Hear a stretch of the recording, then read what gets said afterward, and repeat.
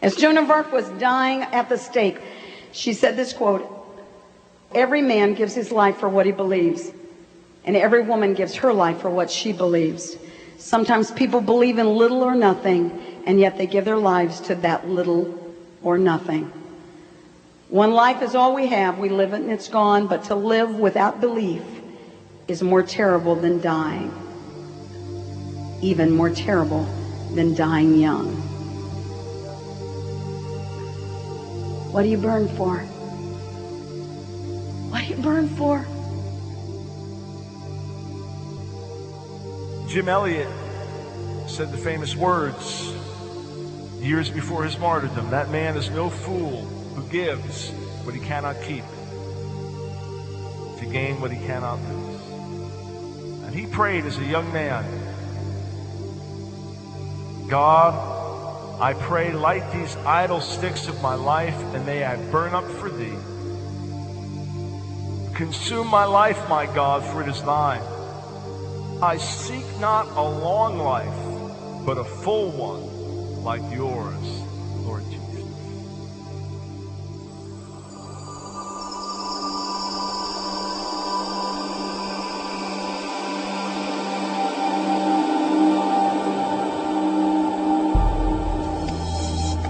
Nate Saint, along with Jim Elliot and 3 others, American missionaries, were all martyred by the Auca Indians, 1956 in Ecuador.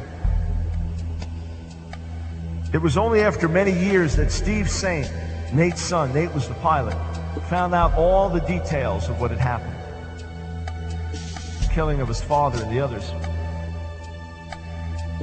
When I just read the account a few weeks back of the details of the martyrdom, it was an overwhelming thing to read. It was painful, it was tragic, it was tremendously moving.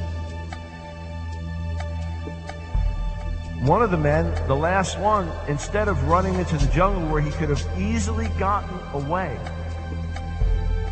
he just waded out into the water and in his broken dialect said, "Why are you killing us? We're not hurting you," and waited there until they came and speared him to death. And no sooner had they killed the last one, each one, the different ones, began to hear singing.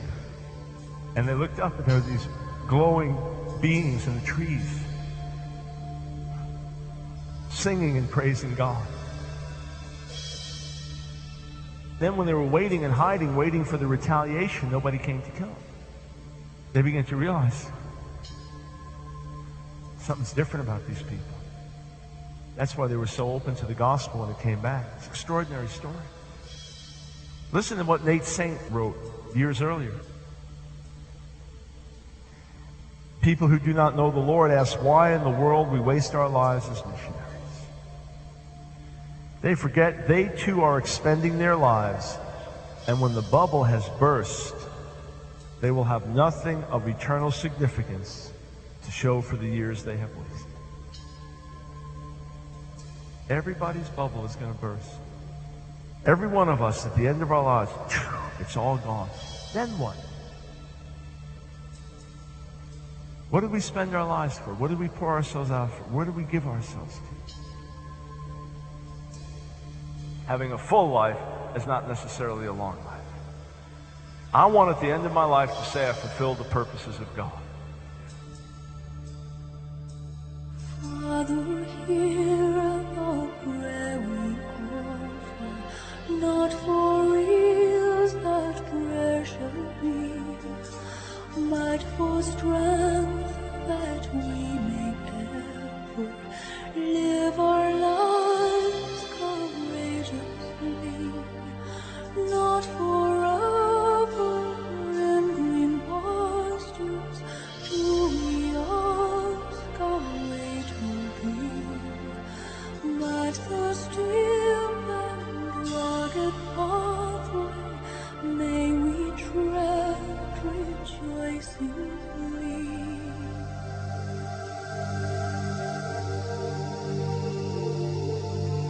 What's it going to be like for you if one day when you die and you make it to heaven, you made it in, and on that final day, you look around and there's that table you've heard all about, and it's time for the marriage supper of the Lamb.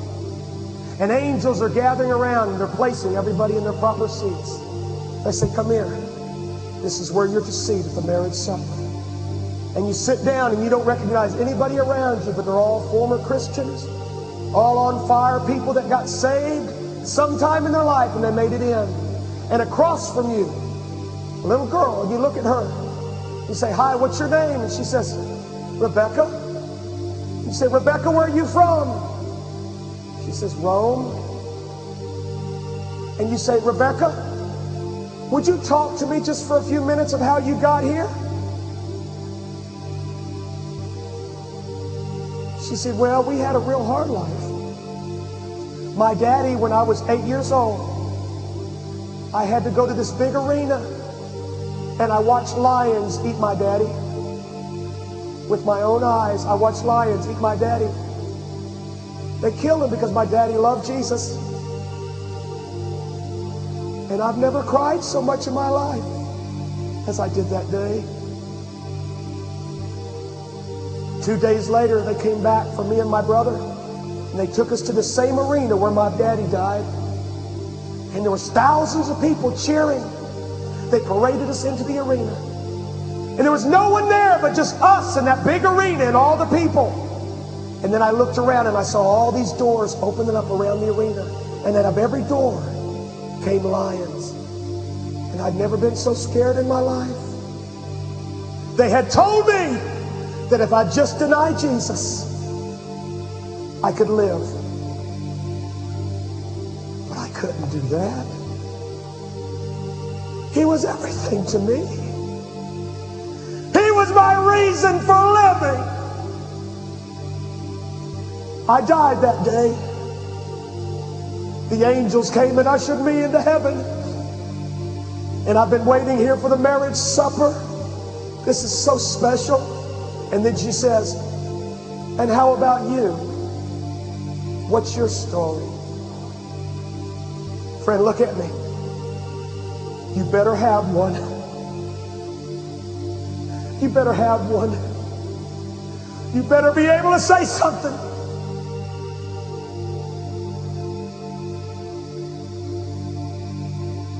As a matter of fact, did you know that 160,000 people were martyred in 1996 for the cause of Christ?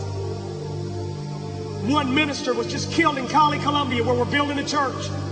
Why was he killed? Because cartel members, drug addicts were being saved, dealers were being saved. What did they do? They killed the pastor. He told us to drop him off, but I said, no, just leave me here, I can walk.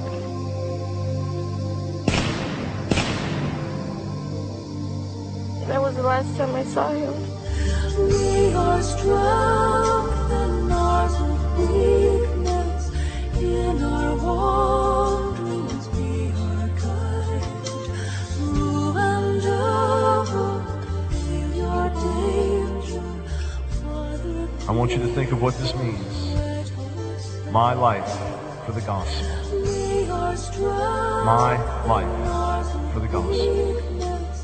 In our wanderings we are guided. With his death, it's like it encouraged us to want to do the same, to lay down our lives for the Lord and not just die for him, but to live for him. That can be harder than dying for him.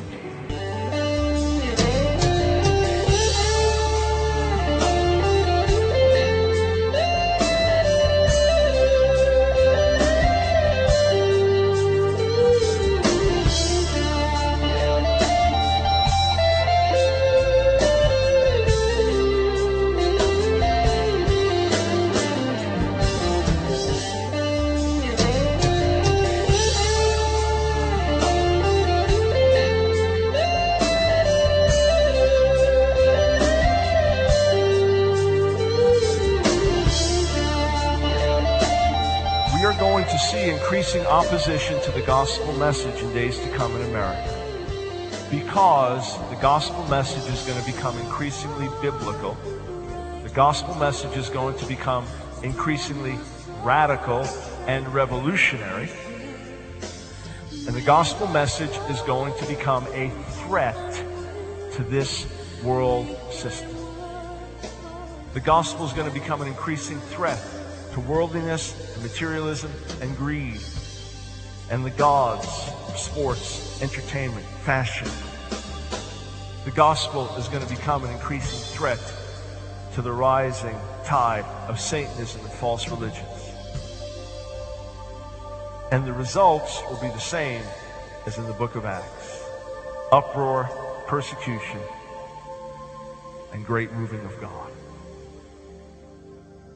And I believe we've come to the time for the accumulated prayers of the saints are arising in one generation.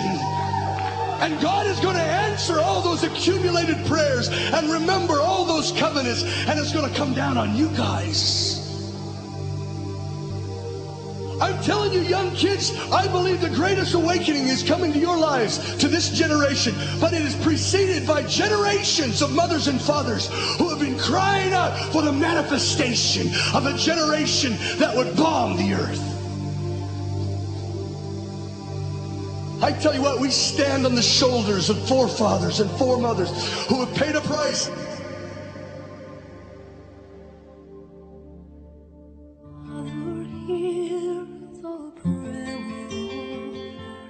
Not for ills that pressure be, but for strength that we may bear. Live our lives courageously. Be our strength in hours of weakness, in our wanderings. What happened to those 11 ruffians that went after Jesus and followed him all the way to the cross? We know what happened with Judas. But what happened to the rest of them? Andrew died in Greece. He was crucified on an X-shaped cross, felt unworthy to die on the same type cross as his Lord. Bartholomew was preaching in India. He died a martyr's death. He was filleted alive with knives. James the elder was martyred first. He was slain by Herod Agrippa. James the lesser was crucified in Egypt. His body was sawed in pieces. John the Revelator, an attempt was made on his life by giving him a chalice of poison from which he drank, and God spared him. He died of natural causes. Jude was killed. He was shot with arrows at Mount Ararat. Matthew laid down his life for Jesus. History records he became a missionary and disappeared during his labors. Peter was martyred. He requested that he might be crucified upside down. He felt he was not worthy to die as his Lord had died. Philip died by hanging. While he was dying, he requested that his body be wrapped, not in fine linen, but in papyrus, for he was not worthy that even his body should be treated as the body of Jesus had been treated. Simon the Zealot, tradition says he died on the mission field as a martyr. Thomas, tradition says that he was commissioned to build a palace for the king of India. There he was killed with a spear as a martyr. Man, you guys inspired me, man. I want to be able to talk to them. I want to be able to look at them, and I want them to look at me, and I want them to say, "Well done, Steve."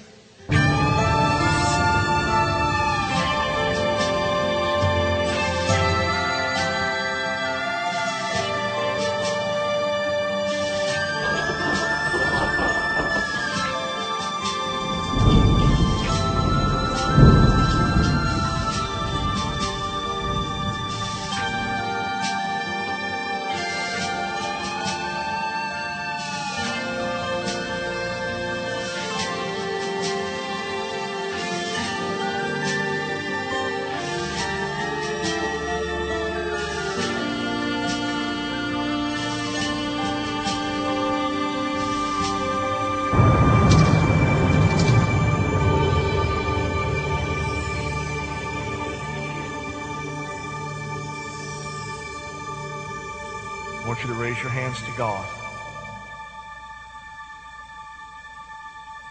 Say this with me. Heavenly Father, search my heart. Examine me even now. But this is my desire, my life for the gospel. Whatever it takes, Lord, make it real, that I may live a life that makes sense in the light of eternity. Jesus, my life for you.